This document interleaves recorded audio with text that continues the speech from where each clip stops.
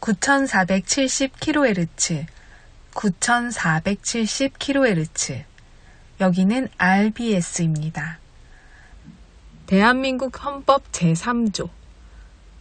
대한민국의 영토는 한반도와 그 부속 도서로 한다. 북한에 있는 동포 여러분도 헌법상 대한민국 국민입니다. 혹시 지금 북한을 탈출한 분들 중에 중국 외에 태국, 라오스 등 제3국에 계시다면 대한민국을 국적으로 이야기하십시오. 대한민국, 사우스 코리아라고 이야기하십시오. 그리고 제3국에서 대한민국 대사관을 찾아가시면 됩니다. 대한민국 대사관을 찾아가세요.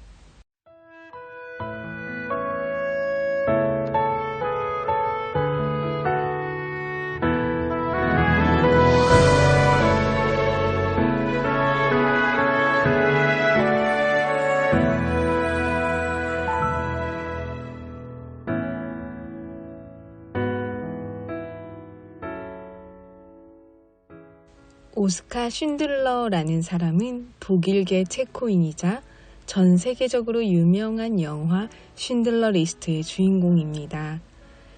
이 실화가 영화로도 제작되어서 수많은 상을 휩쓸고 명작이 되었습니다. 독일 나치의 히틀러가 2차 세계대전을 일으키며 유대인들을 대학살하던 시기였습니다.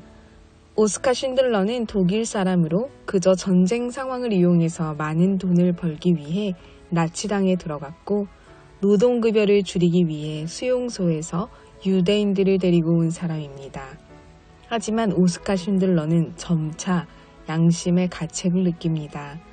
그의 회계사 이자크 슈텐을 통해 유대인 학살을 목격하고 양심의 가책을 느끼게 되면서 선한 양심으로 변화합니다. 돈을 위해 유대인을 이용했던 과거와는 달리 오스카 쉰들러는 유대인의 생명을 구하기 위해 자신의 생명과 재산을 바치고자 합니다. 자신이 나치당에 들어가고 공장을 운영하며 모은 모든 재산을 뇌물로 이용하여 유대인들의 생명을 구하고 자신의 공장으로 데려가 목숨을 잃을 뻔한 약 1000여 명의 유대인을 살렸습니다. 성경의 히브리서 13장 3절에는 이렇게 기록되어 있습니다. 너희도 함께 갇힌 것 같이 갇힌 자를 생각하고 너희도 몸을 가졌은즉 학대받는 자를 생각하라. 북녘동포 여러분, 저는 이 말씀과 이야기를 들으면서 우리 북녘동포 여러분들이 많이 생각이 났습니다. 특히 어떤 죄도 없이 억울하게 수용소에 갇히게 되는 북한 동포들이 정말 많다고 들었습니다. 오늘 우리 동포 여러분들을 위해 더욱더 기도하기를 결단합니다. 통일의 그날이 곧 올 겁니다. 희망을 놓지 마시고 우리가 만날 날을 기다려주시면서 계속 소식 전해드릴게요. 오늘도 찬양으로 RBS 시작합니다. 찬양 후에 날씨 예보 전해드립니다.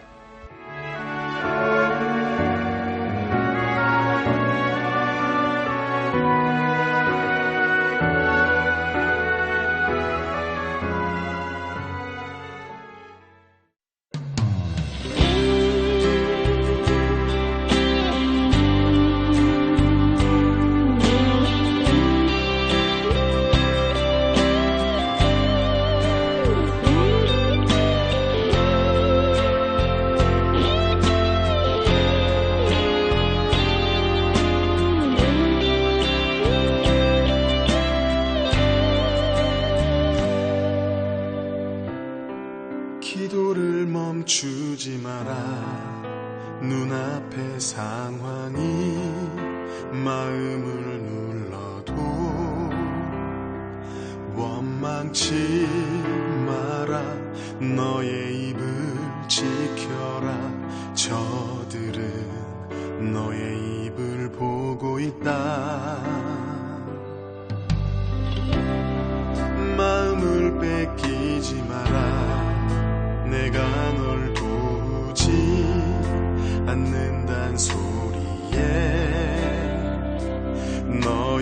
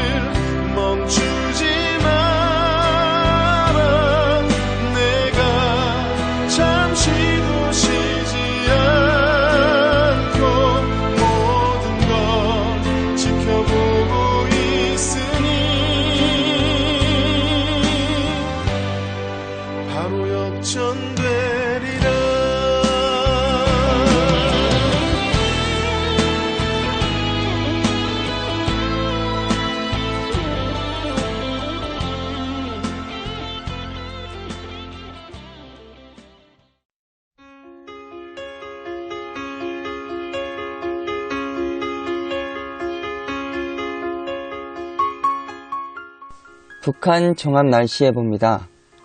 내일부터 글피까지 전 지역 흐리고 곳에 따라 비 오겠습니다.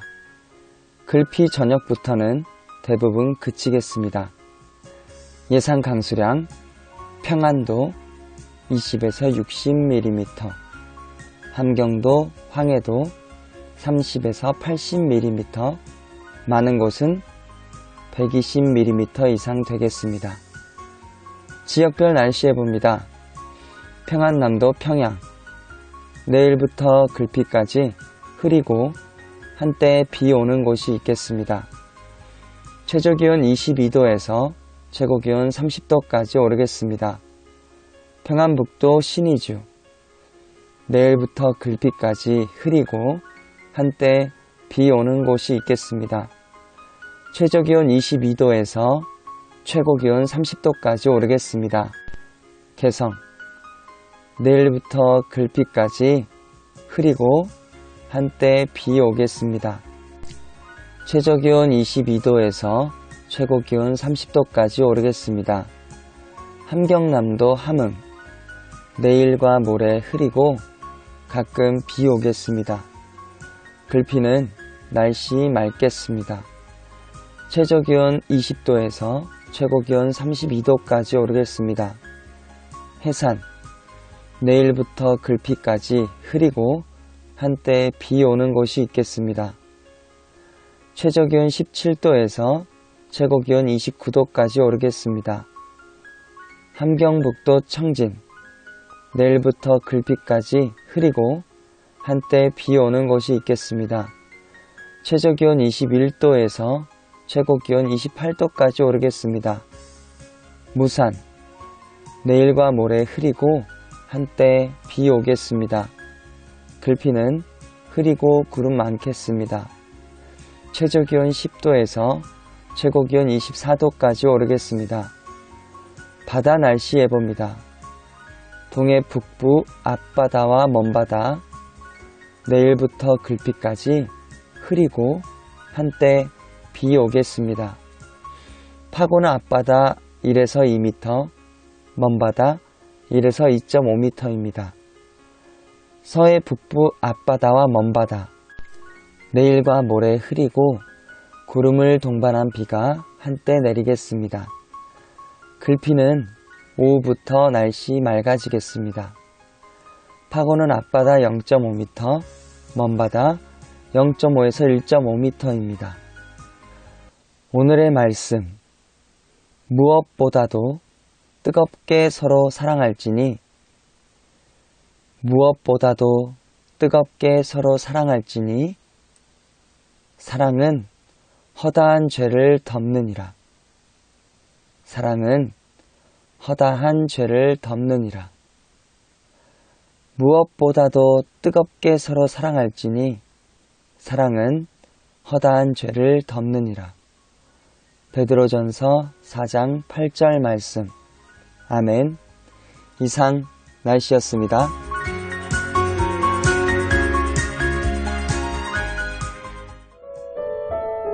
여기는 RBS 부흥복음통일방송입니다.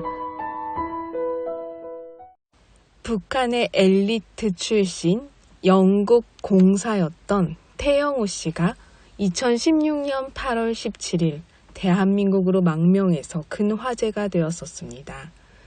태영호 공사는 대사 다음 서열로 탈북한 외교관 중에서는 최고위급이었습니다.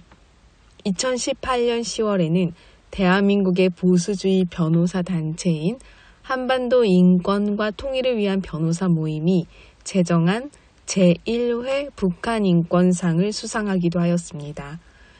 이후 한국의 정치인이 되어 활동을 했습니다. 2020년 4월 15일 21대 총선에서 제21대 국회의원으로 당선이 되었습니다. 북한의 최고위급이 탈북한 것은 이뿐만이 아닙니다. 최근에 외교관 출신 중 쿠바 북한 대사관 3등 서기관인 리일규 씨도 2023년 11월 탈북하여 대한민국으로 입국했습니다. 이렇게 최고위층으로 지내던 분들이 사선을 넘어 자유를 찾아오는 이유가 무엇일까요? 북한 체제가 엉망이라는 증거입니다. 리일규 전 쿠바공사는 이렇게 말했습니다. 북한 주민이라면 누구든 한 번쯤은 한국에서 살아봤으면 하는 생각을 하게 된다며 북한 체제에 대한 염증, 암담한 미래에 대한 비관, 이런 사회에서 벗어나고 싶은 마음이 탈북을 고민하게 된 출발점이었다고 합니다. 김정은 표창장까지 받아 공로를 인정받았던 외교관인 리일규 참사는 사실 북한 주민들이 한국 국민들보다 더 통일을 갈망하고 열망한다고 말했습니다. 오늘날 김정은 체제는 주민들 속에 남아있던 그 한 가닥의 희망마저 무참히 뺏어버렸다고 했습니다. 김정은은 지난해 말 남북을 동족 관계가 아닌 적대적 두 국가 관계로 규정하며 통일될 가능성은 없다고 밝힌 바 있기 때문에 북한 동포들에게 그 희망마저 무너뜨린 것이 되었다고 했는데요.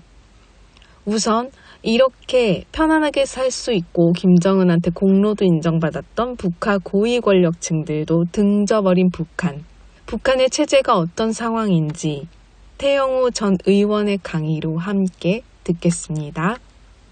향후 우리 대한민국의 10년, 20년 이후에 우리 대한민국이 닥쳐올 가장 큰 이슈가 뭐냐? 저는 통일이라고 생각합니다. 네. 지금까지 통일 이야기를 하면 많은 사람들이 이럽니다. 분단된 지 80년이 지났는데 통일이 되겠느냐? 80년 동안 안 된 통일이 앞으로 10년, 20년이 된다고 이러면서 지금 우리나라에서는 전반적으로 통일에 대한 인식, 통일에 대한 기대감이 급속히 지금 저하되고 있습니다. 특히 10대, 20대, 30대 이 청년층에서 통일이 필요하십니까? 라고 물어보면 통일이 필요하지 않다는 여론조사율이 점점 지금 올라가고 있고 통일은 이제는 다 지나갔다, 안 될 거다 라고 생각하는 이 생각도 젊은 층에서 대단히 높아지고 있어요. 그런데 저는 오늘 이런 이야기를 좀 하러 갑니다. 이거는 대단히 우리가 미래를 잘못 예측하고 있는 것이다. 저는 이렇게 보고 있습니다. 이해하면 이런 거예요.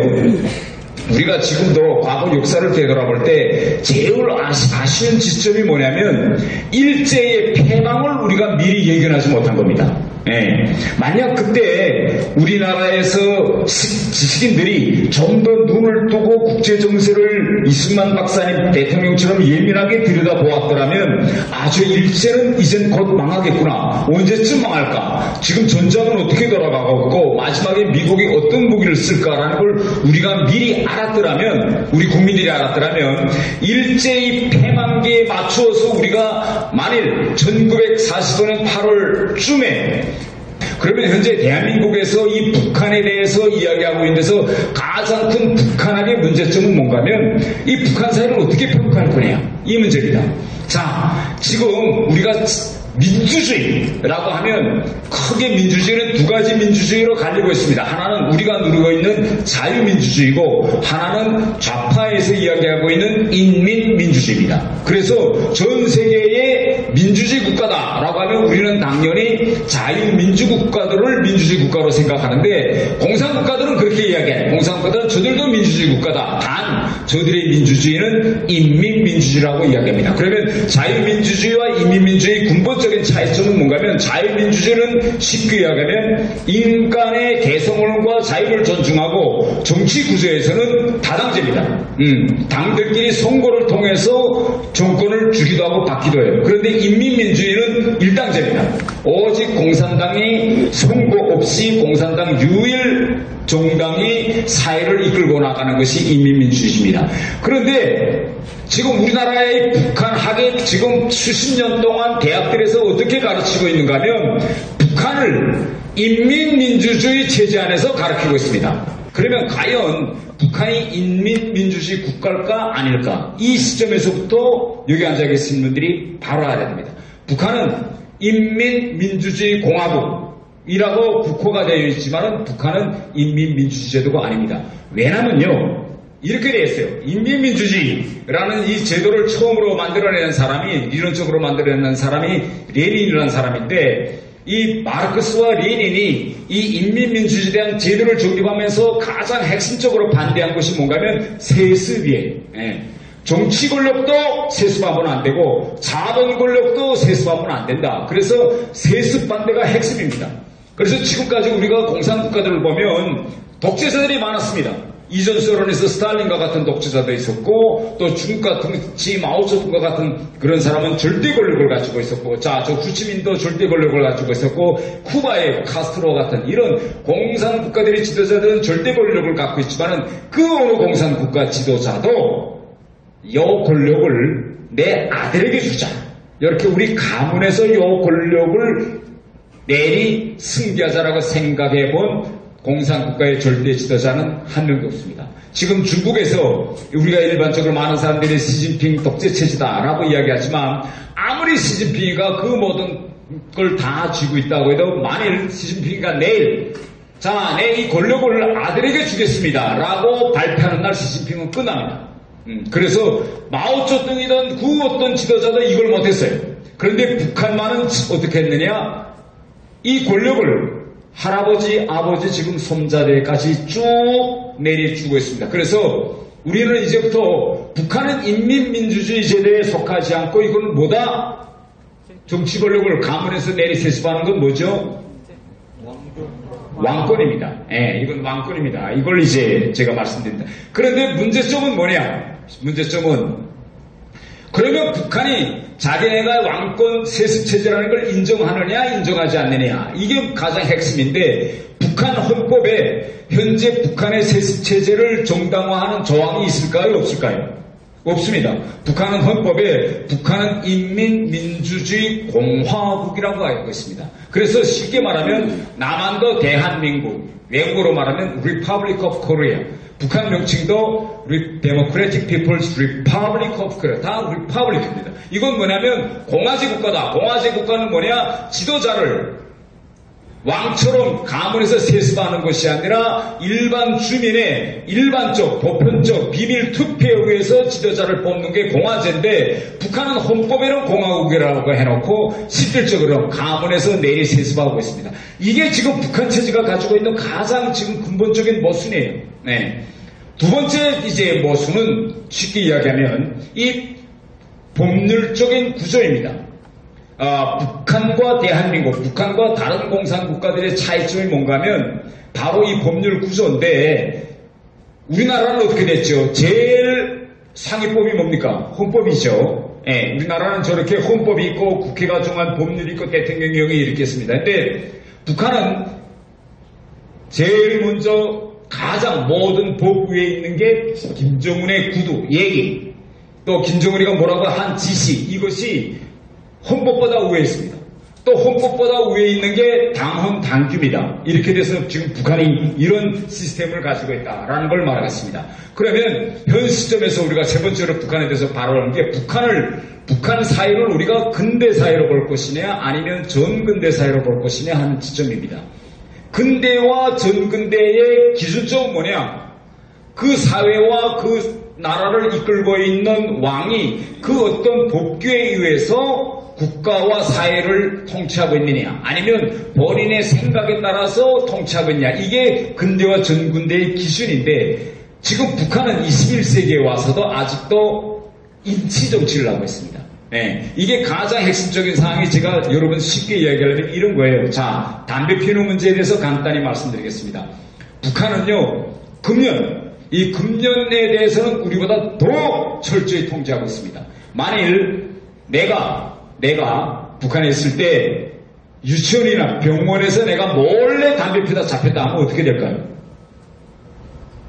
큰일 나는 겁니다. 옷을 벗어야 돼요. 공무원으로서.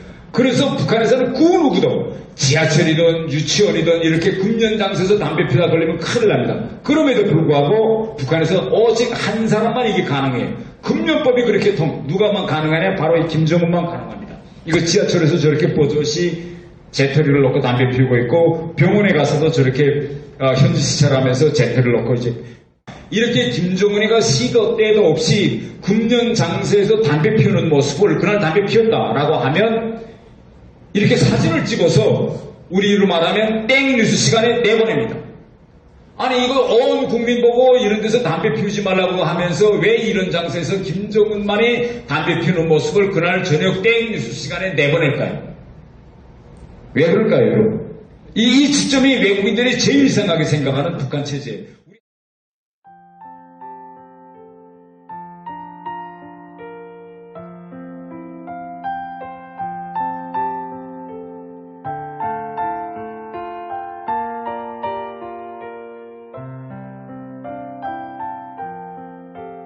지금은 한국 근현대사 바로 알기 시간입니다.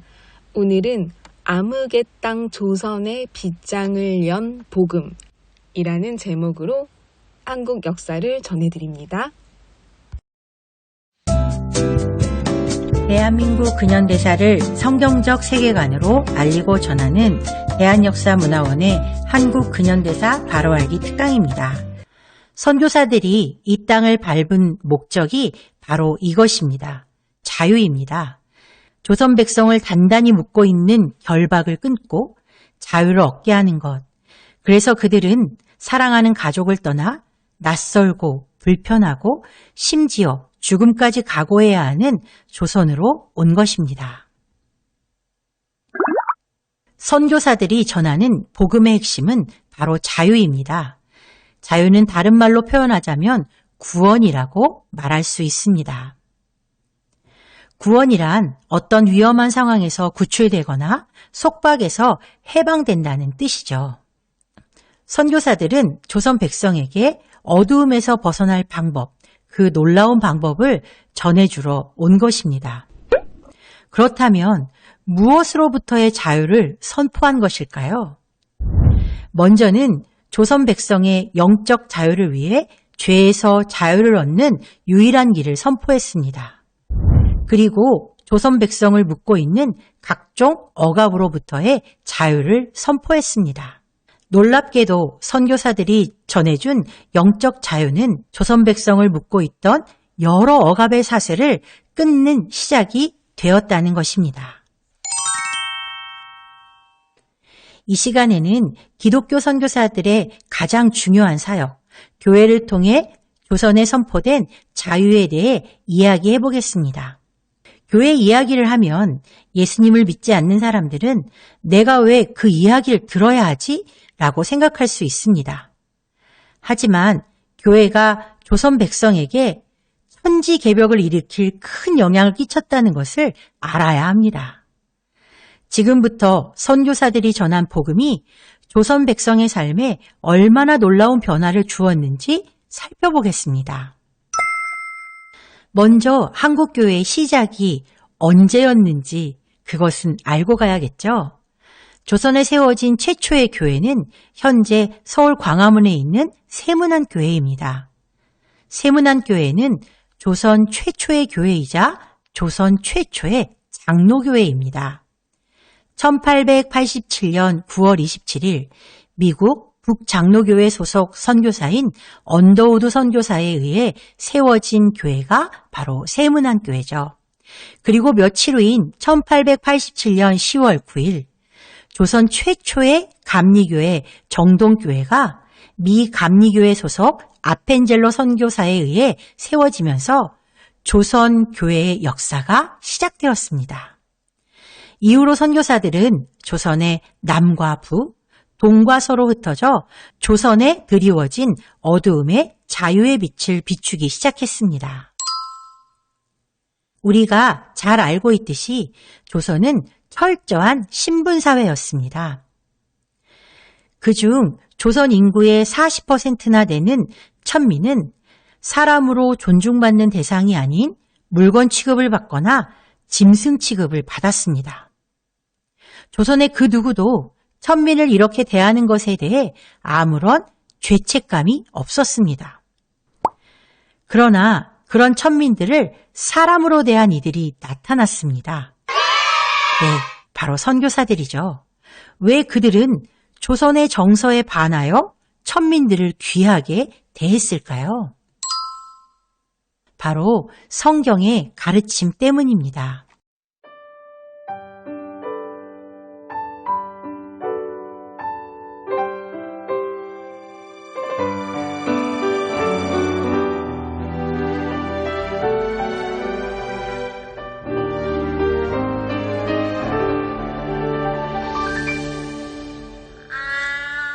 지금으로부터 2년 전에 탈북한 쿠바 공사였던 리 일규 씨는 북한의 주민들의 희망마저 사실상 무참히 뺏어버린 김정은 정권을 규탄합니다. 자신은 올 수 있었지만 수많은 주민들은 그렇게 올 수 있는 환경이 되기도 어려운 경우가 너무너무 많죠. 그러나 통일은 김정은에 의해 좌지우지되지 않습니다. 통일은 하나님이 이루시는 것이기 때문입니다.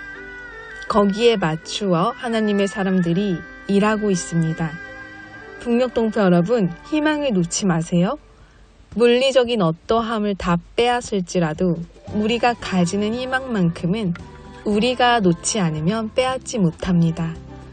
그리고 자유의 바람은 곧 북녘 땅으로 불어갈 것입니다. 이 소식을 많이 전해주세요. 북녘동포 여러분, 주님 안에서 정말 많이 사랑합니다. 저는 금요일 밤 11시에 또 찾아올게요. 서울에서 방한나였습니다.